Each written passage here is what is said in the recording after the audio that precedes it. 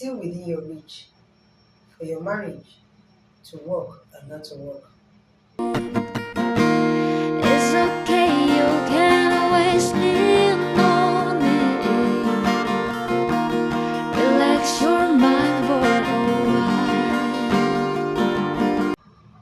If you will not put to use what you have learned from a counselor, the skills that you have learned from a counselor to save your marriage, if you don't put them to use outside the counselor's place, it will never be able to do anything reasonable for you. A lot of people go to counselors because they believe the counselor will be able to fix their marriage. Maybe they even feel that a counselor is a magician. At times they feel like, okay, once I meet a counselor, all is resolved. Let me let you understand this. It's still within your reach for your marriage to work and not to work. Yes, you might have seen a counselor. What did you do with the counselor's instruction? When you leave the counselor, how did you put those things, those counsel to use? It is very important for you to put the counselor's advice to use because you know you felt or you believe you don't know it all and you feel that there are things you will learn from that counselor. That is the reason why in the first place you went there. Cannot be seeing a counselor and still be doing the same thing you are doing. You cannot be seeing a counselor and still be repeating that thing you're repeating. You cannot be seeing a counselor and still be as rigid as you have always been. When you start seeing a counselor, take down notes.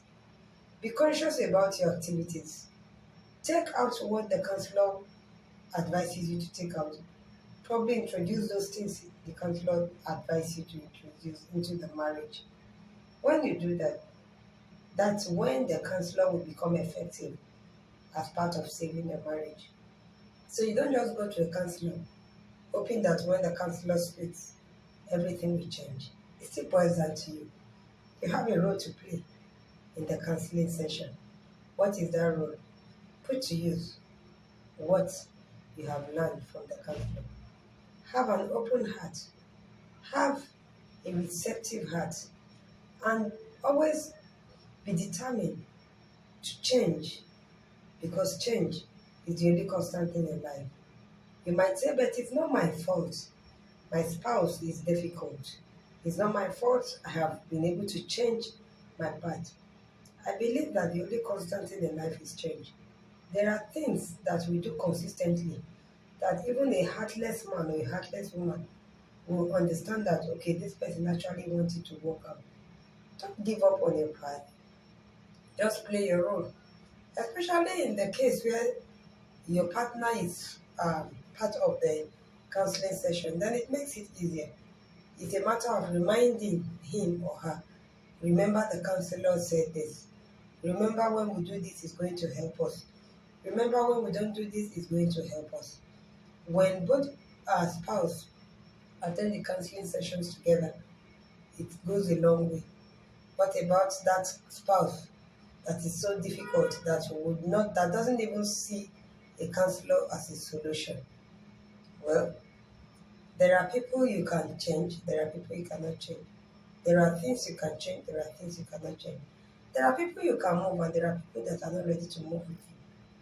That's the reason why I always say, play your part. Everybody has a soft spot. Everybody has a conscience. And don't forget, in doing this, remember that you need to always pray also. While you are doing yours, you need prayers to change things. You need prayer to heal that heart. You need prayer to break that heart. You need prayer to take care of that Pharaoh's heart in that spouse's heart. The prayers also is a part and parcel in the process of fixing your marriage.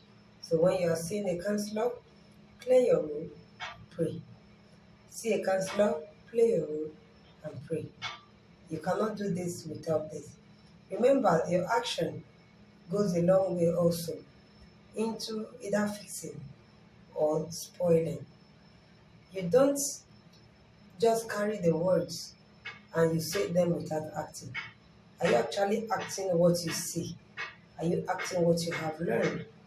Are you working on yourself? In marriage fixing, the first project is you. When you are convinced about your working on yourself, about a change on your part, then there's hope that you can actually also effect a change in that marriage.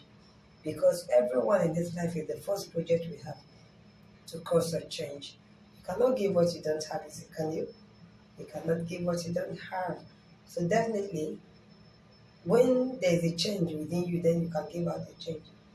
Let us all be a model or a role model, a figure that somebody wants to point to, a figure of hope, a figure of change, a figure that will want to give somebody a reason to shift ground.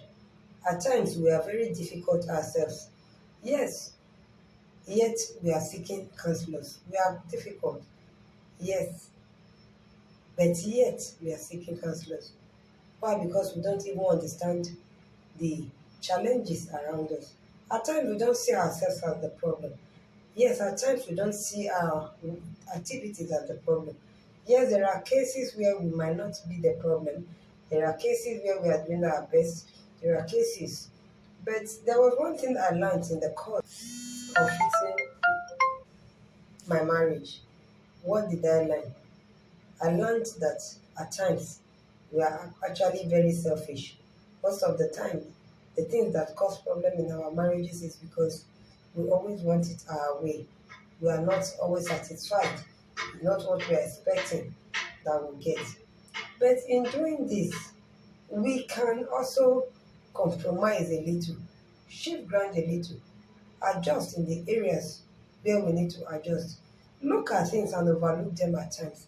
It's not all the times you want it to happen the way you want it. When we do all this to an extent, it will help the marriage a long way. So you don't just go to a counselor hoping that the counselor will fix your home. The counselor is only a process and a part to leading to fixing your home. You have the power to fix your marriage. God bless you.